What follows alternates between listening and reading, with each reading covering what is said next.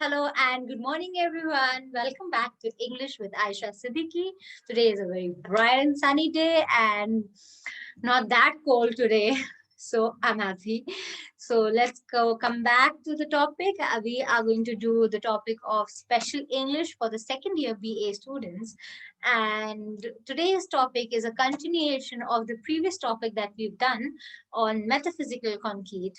So the people who have not seen the previous videos, please go back and watch my previous videos on metaphysical conceit, and you can see the introduction part, the middle part, and now we are going to move ahead, and most probably we'll try to finish it today.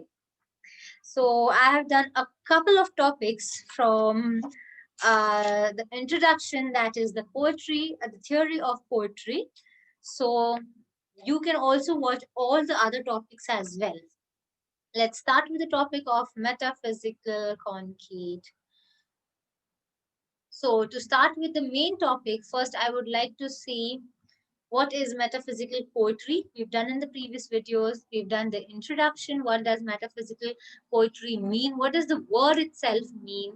Then Dante's view about metaphysical poetry, Grigison's view, all of the main features of metaphysical poetry, then types and themes of the poetry, beginning of metaphysical poetry, different critics and views. All the metaphysical poets here: John Donne, Robert Herrick, Thomas Carew, Richard Croshaw, Henry Vaughan, George Herbert, Lord Herbert, Abraham Cowley, Andrew Marvell, Edmund Waller. John Donne. So we read a lot about him. How did he combine the thoughts and feelings together in his poetry? The major quality of metaphysical poetry is combination of thought and feeling. Then in the sun rising, as we are going to have sun rising poetry in this, uh, and the author is going to be John Donne itself. So we have read about him a lot in the starting, and we also did what is the definition of metaphysical conceit and how John Donne uses metaphysical conceit in his poetry by using of wit, then use of colloquial speech. How does he uses this type of speech in his poetry? Argumental style, all the examples as well we saw of argumental style. And today we'll be starting with the paradoxes that he uses in his poetry. John Donne's poetry is replete with paradoxes and strange contradiction. He is a great love poet.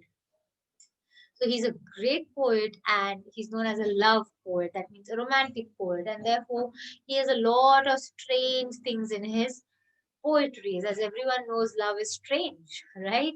Sometimes he is too blunt that he opposes. Sometimes he starts blaming and even cursing his beloved. My God. And on the other hand, he's flattery enough. Then it is because Don is so passionate and whatever he thinks, he expresses it and affects, right? So what happens is when even we as a human, right, even the people we love, in fact, the more we love someone, the more we remove all our emotions on him. It can be love, it can be anger, depression, frustration, and everything is just removed on the people we love, more on the people we love, right? So even John Donne is a normal human being with all human characteristics and nature. So even he tends to remove all of his emotions, frustration, depression, all on his beloved by sometimes blaming, sometimes cursing, and all of those things. That shows that he loves his beloved so much. And also he is very passionate poet and he also expresses whatever he feels. So when he feels anger, he expresses it. Whenever he feels depression, he expresses it. He feels love and nature, he expresses it. So therefore he was known as the most expressive poet. Let's see the example of paradox. In his song Go and Catch a Falling Star, Dawn claims and swear nowhere lives a woman true and fair. My God. You see here what he's saying.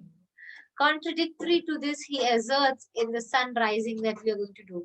She is all states, all princess.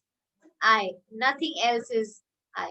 So that these are two opposite, contradicting things. Contradicting means two opposite things in two opposite poems. Nobody can say both the thoughts are written by one only poet because they are opposite thoughts, right? But he was a poet that he expressed whatever he felt.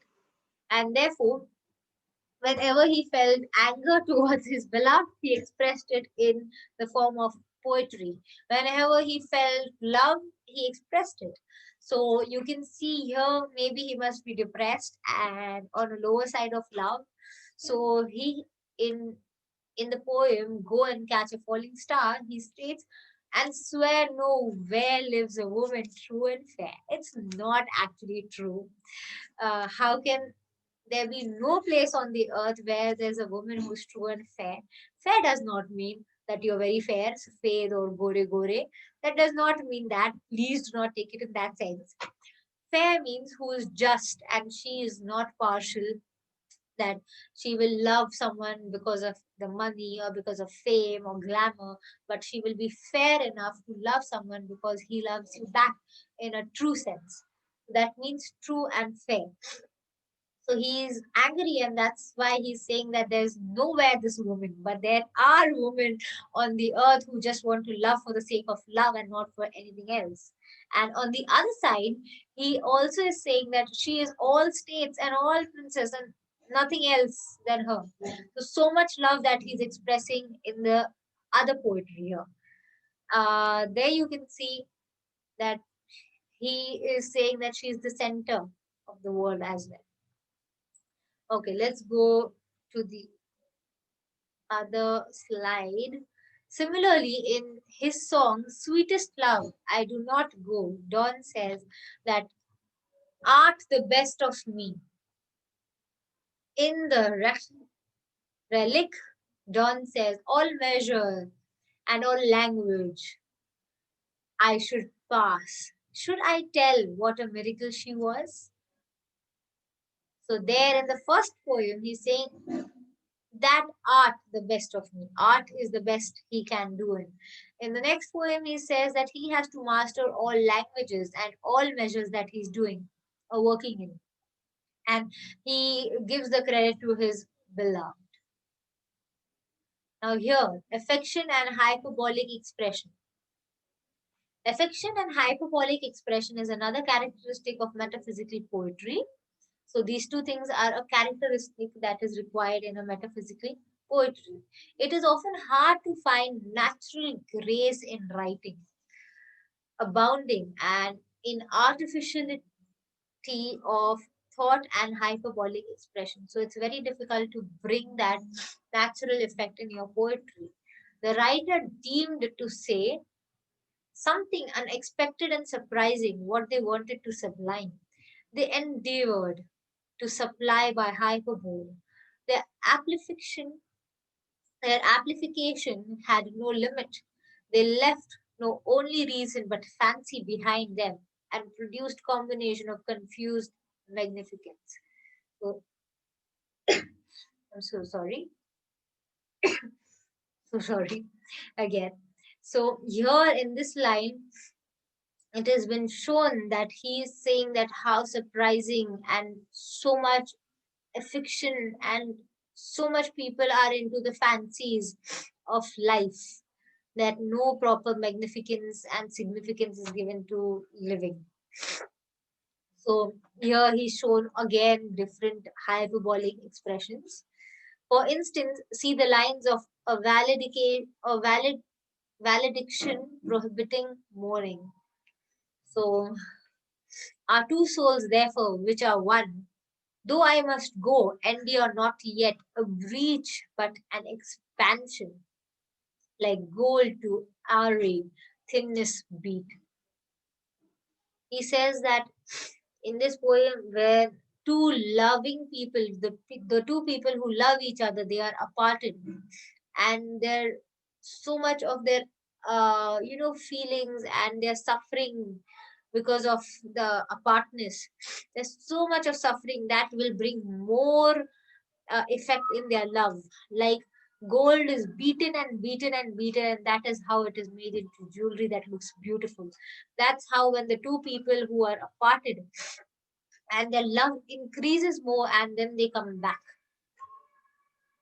So he's shown here also in a very expressive way. Exaggeration is another element of Don's poetry. What is exaggeration now? This exaggeration appears to be cruel in its high spiritedness, where he says, "Go and catch a falling star, get with child a mandrake root." So here he's a little bit of exaggeration. The last, now style. What type of style he has in his metaphysical poetry? The last and most important feature of Don's metaphysical poetry is its language style. Don uses simple and common language. Legius says he did not feel any necessity of mentioning gods and goddess in his poetry. He rejected all the conventional and traditional poetic devices. On the whole, simple words are used unexpectedly. Though diction is simple, yet words are combined in unexpected way, and thus strange compound are formed. What do you mean by this? He used a style, a specific style where he did not mostly inculcated all the traditional poetic devices in it. He had a very free verse of freely poetic language. A style that he used was free and very natural and simple for people to understand. Let's see the conclusion. To sum up, Don's unconventional approach to love and divine poetry, his combination of thought and feelings and harsh versification make him a metaphysical poet. The lyrics of the metaphysical poems are fantastic and peculiar. According to A.C. Ward, the metaphysical style is a combination of two elements: the fantastic form and style, and the incongruous in matter and manner. That means a person has, I mean, a poetry or even a person, for example, has to have both the forms, fantastic and stylish, as well as manner and matter, what knowledge they have. These two combinations together can make a person a very high valued person, and also a poetry a very high valued and highly famous poetry. And therefore this type of poetry is known as a metaphysical poetry, a metaphysical style where metaphysical concrete are the elements put in it. Therefore we finished with the topic that we were on, and let's see, therefore we have discussed the features of metaphysical poetry. It is proved that Dawn is a great metaphysical poet. He likes this kind of poetry because he produces a beautiful blend of two, the heart and the mind together, religion and love together. And the contribution of metaphysical poets to the English literature is immense. They show the spiritual and moral favor of the Puritans as well as the frank, amorous tendency of Elizabethan metaphysical poets gave us the best religious poetry. In the field of love poetry, they gave different platonic and amorous moods, sometimes agony, sometimes love. They gave colloquialism to verse, they gave intellectuality to English poetry. Therefore, we have done all the elements and all the things that are required in a metaphysical poetry, and with the help of John Donne, the famous metaphysical writer and author. So you should definitely remember John Donne's name as a writer and author and a poet. And he has written most of his work as metaphysical poetry and very famous. And therefore, how metaphysical poetry in short is the combination of heart and mind, love and religion. That together forms one poetry. It's known as the metaphysical poetry. I hope you all understood the concept of metaphysical poetries and benefited from it. Please give it a thumbs up if you liked it, and also go to my previous videos and watch all the basics of theory of poetry. Thank you so much for watching. Welcome back every time to my video. Whenever I am doing a new topic, there will be a premiere and a reminder every time given. You all can watch my videos anytime on YouTube by subscribing to the channel. So you can click on the bell icon and subscribe to the channel. Thank you so much, everyone.